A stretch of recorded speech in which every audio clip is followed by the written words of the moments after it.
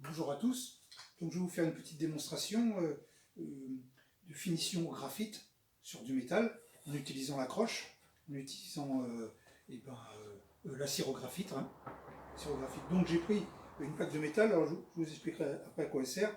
Donc moi, elle est un peu odieuse, c'est parce que je l'ai passée à l'aérogommage. Et vous faites ça, par exemple, si c'est un vestiaire, vous l'avez décapé soit par le réogommage, donc vous aurez cette finition, ou soit si vous l'avez décapé avec un décapant chimique, vous aurez une finition un peu plus lisse. Mais de toute façon, peu importe comment vous avez travaillé le métal, il faudra quand même refaire toutes les étapes de ponçage et de brossage et ainsi de suite. Donc je vais commencer par le poncer. Donc là, j'utilise une ponceuse avec un grain de... Là, j'ai mis du 180. Si jamais le métal était plus abîmé, j'aurais mis du 150. Et surtout, le plus important, c'est que j'utilise du papier sans trou. Pourquoi du papier sans trou? Parce que les trous, ils ont tendance à s'abîmer, et quand vous passez sur le métal, ça raye, et ça fait des petits cercles, ce qui fait que c'est vraiment... après, c'est très difficile à enlever, et c'est pas joli. Alors donc, les trous, ils servent à aspirer la poussière. Alors évidemment, il y en a un peu quand on ponce le métal, mais il y en a beaucoup moins que quand on ponce avec le bois. Donc c'est aussi pour ça que j'utilise du papier sans trou. Et puis, ça fait vraiment une finition impeccable. Donc j'y vais, je ne pas pour longtemps.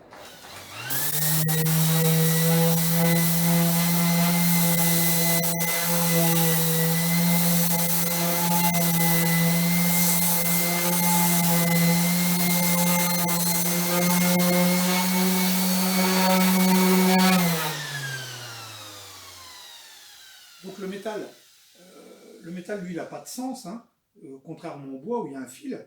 Donc tout ce que je fais, je le fais dans la longueur de la pièce. Et puis c'est aussi le but de l'accroche, de donner un sens au métal, c'est-à-dire, vous verrez après à quoi sert cette plaque, et c'est parce qu'effectivement je voudrais qu'il y ait une sorte de fil sur le métal, alors que le métal, évidemment, il n'y en a pas. Donc là j'ai poncé, donc on voit, ça commence à briller un peu, je prends un chiffon, et ça commence à briller un peu, mais si on regarde bien, bon évidemment, là vous n'allez pas voir, mais on voit toutes les petites traces de ponçage. Donc ça, c'est mieux de les enlever pour avoir une finition quasi parfaite. Donc là, j'utilise une perceuse avec une brosse circulaire.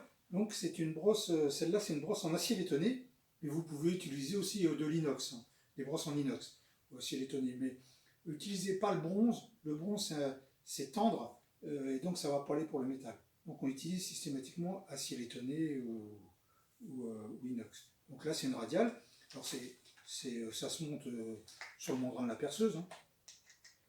Donc voilà. Donc vous prenez bien une perceuse avec un variateur de vitesse, parce qu'il ne faut pas aller trop vite, parce qu'autrement les poils ils vont pas durer longtemps. Donc, et puis c'est pareil, on va de gauche à droite, comme je vais faire moi, et puis vous faites pareil.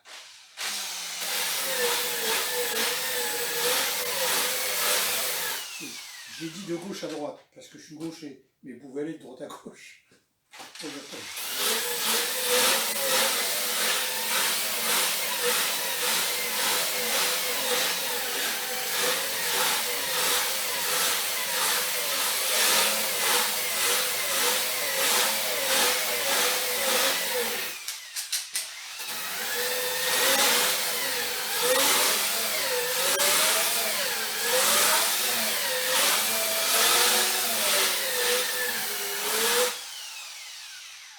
Donc à la fin, je termine par des grands coups pour éviter les petites traces. Et puis surtout quand je passe, je ne reste jamais au même endroit trop pour ne pas avoir de traces sur le métal.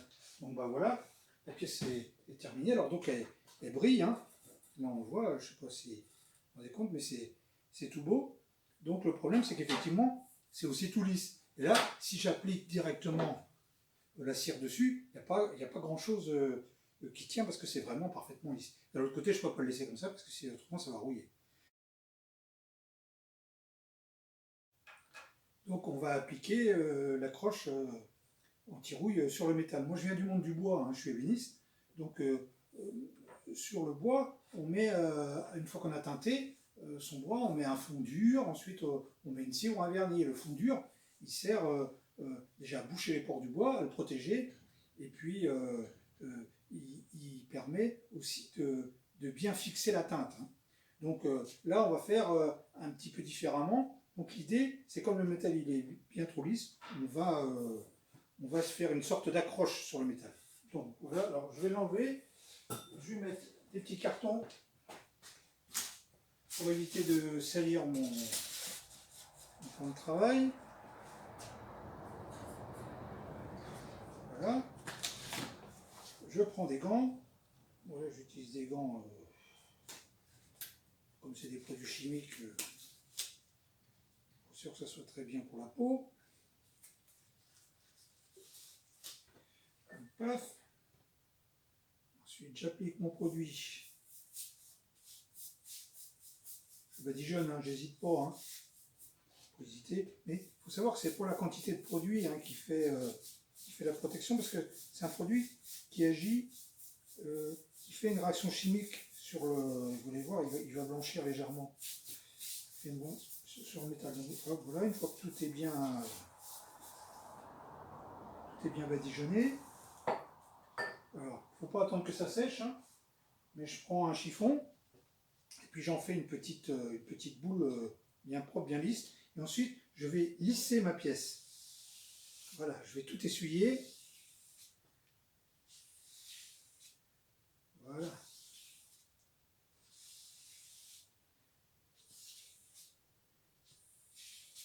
C'est parfait. Donc vous voyez, on est en train de donner un fil au métal. On est en train de le voir, je ne sais pas si vous le voyez bien, mais ça va sécher. Hein. Donc attendez, j'avais fait une autre pièce, parce que comme j'en ai 4 à faire, je vais la prendre. Hop.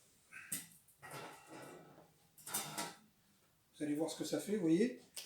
Ça fait une sorte de fil.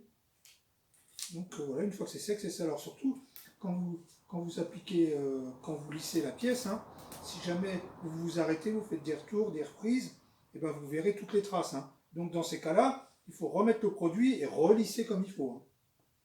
C'est comme ça que ça fonctionne. Donc, ensuite, je donne un petit coup de laine d'acier, parce que quand c'est un peu blanc, c'est léger. Voilà. Ensuite, je prends ma cyrographite.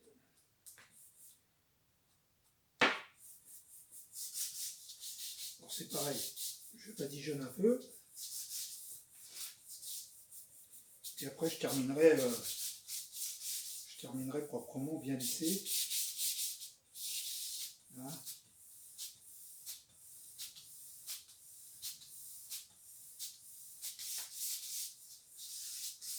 C'est important de ne pas faire de pâté. Hein. Là, ça peut être très joli.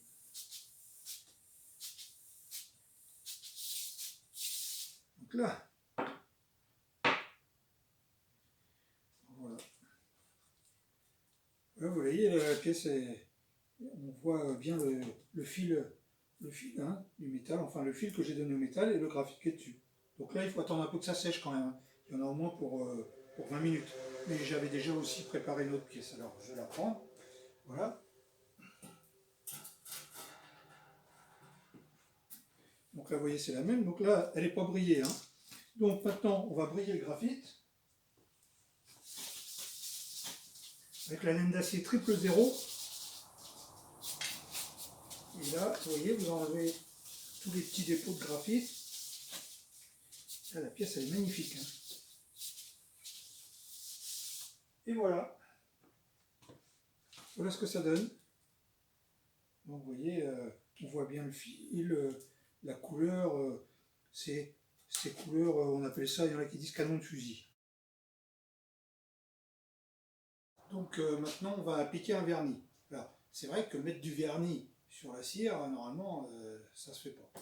Mais je me suis rendu compte, c'est vrai que je ne le préconise pas dans mon livre. Hein.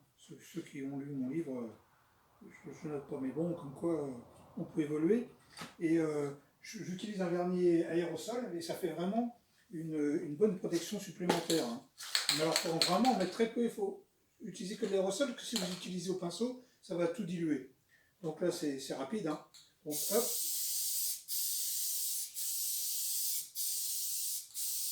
Et voilà, c'est tout. Hein. Pas beaucoup. Alors ça sèche rapidement. et ça change vraiment pas l'aspect. Hein. C'est super beau. Alors vous voyez, ces plaques de tôle, maintenant je vais vous faire voir pourquoi je les ai, à quoi elles vont servir. Attendez, c'est en train de sécher. En fin de compte, c'est des panneaux de porte pour un meuble que je suis en train de faire. Je vais enlever les cartons.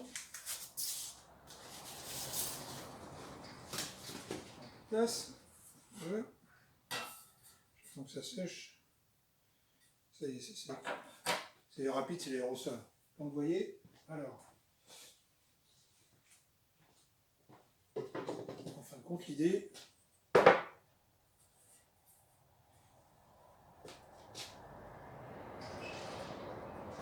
sont des portes pour un client. Je suis en train de faire un meuble. Donc là, j'ai un petit fou. Je vais le coller hein, derrière.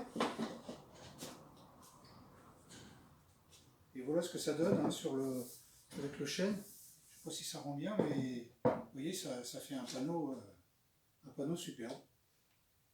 Voilà ce qu'on arrive à faire avec du métal et du graphite. Eh bien, merci de m'avoir suivi, puis bonne restauration à vous. Au revoir.